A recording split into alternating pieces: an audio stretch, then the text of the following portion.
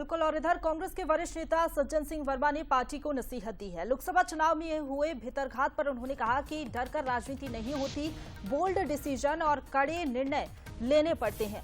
शिकायतों के वक्त कार्रवाई होती तो लोगों में आज डर होता, और ये बड़ी बात उन्होंने कही है अपनी पार्टी को लेकर, और एक तरीके से नसीहत भी दी है और कहा कि डर कर राजनीति नहीं होती, बोल्ड डिसीजन और कड़े निर्णय लेने पड़ते हैं। शिकायतों के वक्त अगर कार्रवाई हो जाती तो आज लोगों में डर होता। अब प्रदेश अध्यक्ष से मांग करूंगा कि ऐसे लोगों पर सख्त कार्रवाई हो।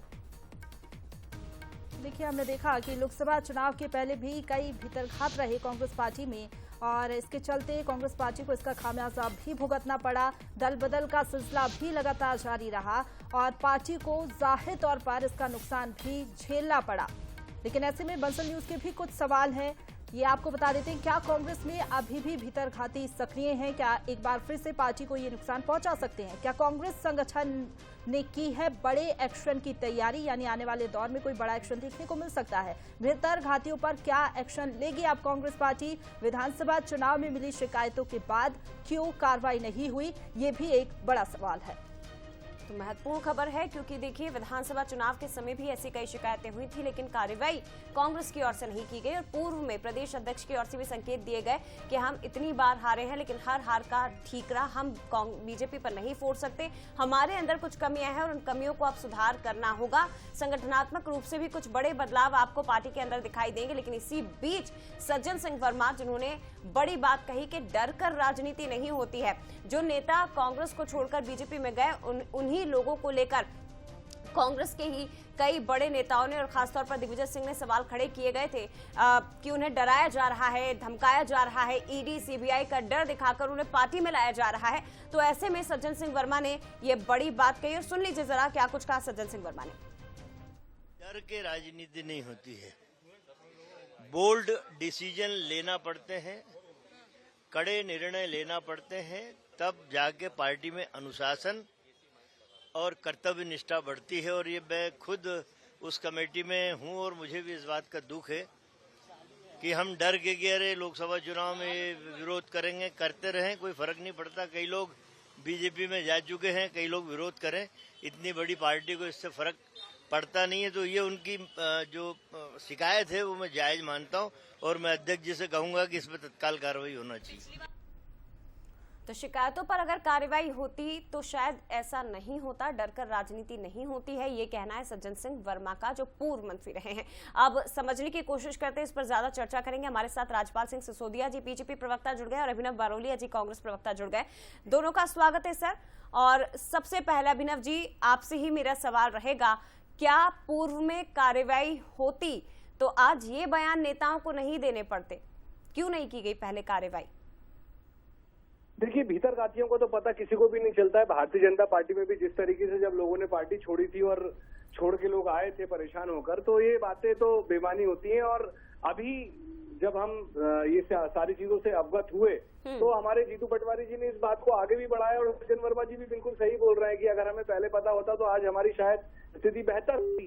लेकिन ठीक है, जो भी हुआ, देर से हुआ, अभी हुआ, वो सब कैलकुलेट होता है। और पार्टी अभी लगातार इन चीजों पर काम कर रही है, और पार्टी ने जिस तरीके से लोकसभा में कार्यकर्ताओं ने बढ़ चढ़कर हिस्सा लिया है, काम किया है लोकसभा चुनाव में। लेकिन शिकायतें विधानसभा चुनाव के समय भी मिली थी अभिनव जी। पहले भी कई नेताओं ने मंचों से और बैठकों से कई नेताओं का नाम भी लिया था कि फलाना नेता जो कि पार्टी के खिलाफ काम कर रहे हैं, आप उन पर कार्रवाई नहीं कर रहे हैं। इस तरह की बातें पूर्व में भी हुई है। हालांकि अब अचानक से कांग्रेस के अंदर बहुत सी बातें ऐसी निकलकर आने लगी, क्योंकि प्रदेश अध्यक्ष खुद संगठनात्मक बदलाव की बात करते हैं। प्रदेश अध्यक्ष खुद ये कहते हैं कि हमारी पार्टी के अंदर ही कमी है, हम सामने वाली पार्टी पर ठीकरा नहीं फोड़ सकते हर चीज को लेकर। और अब सज्जन सिंह वर्मा भी उसी लाइन में शामिल हो गए हैं। मैं रोकूंगी आपको सर, मैं रोकूंगी, इस पर जवाब लूंगी। एक मिनट सर, उस पर जवाब लूंगी, लेकिन एक बड़ी खबर इसी खबर से जुड़ी हुई है, आपको भी अपडेट मिल जाएगा। सज्जन सिंह वर्मा के बयान से दरअसल कांग्रेस में हड़कंप मच गया है, ऐसा बताया जा रहा है। कांग्रेस के वरिष्ठ नेता अजय सिंह ने बड़ा बयान दिया। शिकायतों के लिए कांग्रेस की कमेटी है, भीतरघात की शिकायतों पर जांच भी होती है, ये अजय सिंह कह रहे हैं। और एक तरफ सज्जन सिंह वर्मा ये कह रहे हैं कि शिकायत के वक्त अगर कार्रवाई होती तो लोगों में डर होता।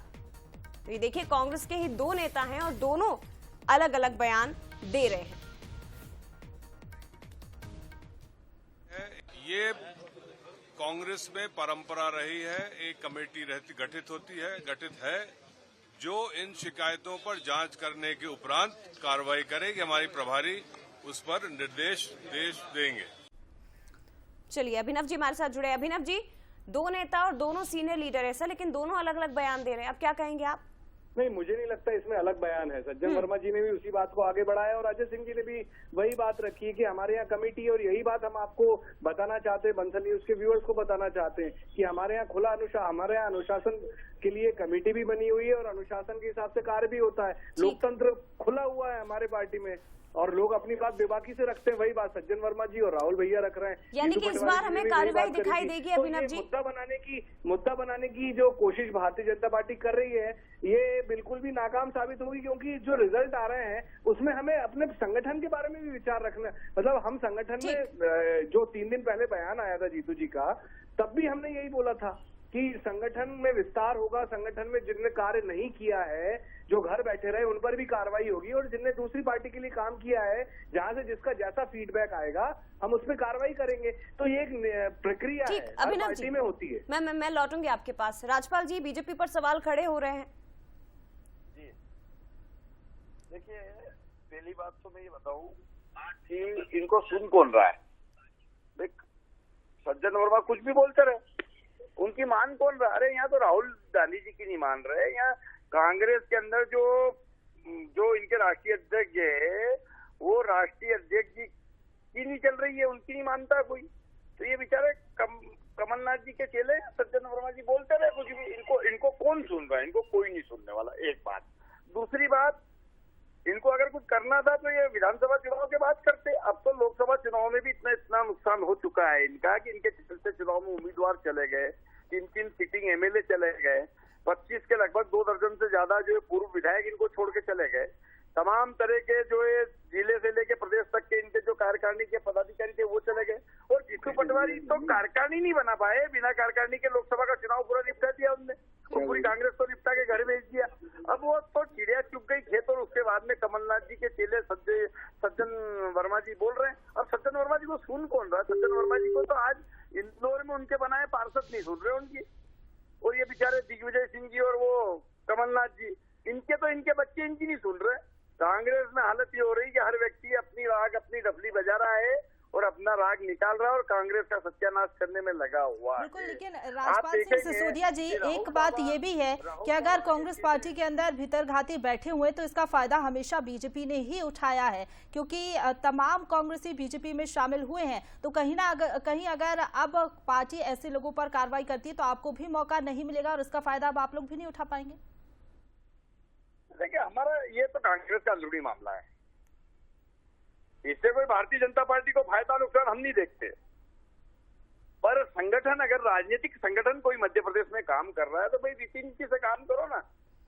तो कांग्रेस में कोई रीति नीति बची नहीं, कांग्रेस में कोई नीति नहीं बची, कांग्रेस के नेता दिशाहीन हो गए। अब वो सज्जन वर्मा आए, जीतू पटवारी को नीचा दिखाना है, उनके अपोजिट ग्रुप का आदमी है, तो उन्होंने आके बोल दिया। अरे सज्जन वर्मा, आप किसी कमेटी के सदस्य के आज के पहले आपकी ड्यूटी नहीं थी कि आपकी कांग्रेस रसातल में जा रही तो उसको बचाने का प्रयास? ठीक है, लेकिन ये तो पार्टी का अंदरूनी मामला है ना सर, तो फिर पार्टी पर ही छोड़ देते, कांग्रेस पर ही छोड़ देते। राजपाल जी, बहुत शुक्रिया आपका। अभिनव जी, आपका भी बहुत धन्यवाद बातचीत के लिए। भीतरघात पर शिकायतें जो मिल रही थी उस पर जांच की जाएगी, उनके खिलाफ कार्रवाई भी होगी। ठीक है, कह सकते हैं कांग्रेस के लिए कि देर आए पर कम से कम दुरुस्त आए।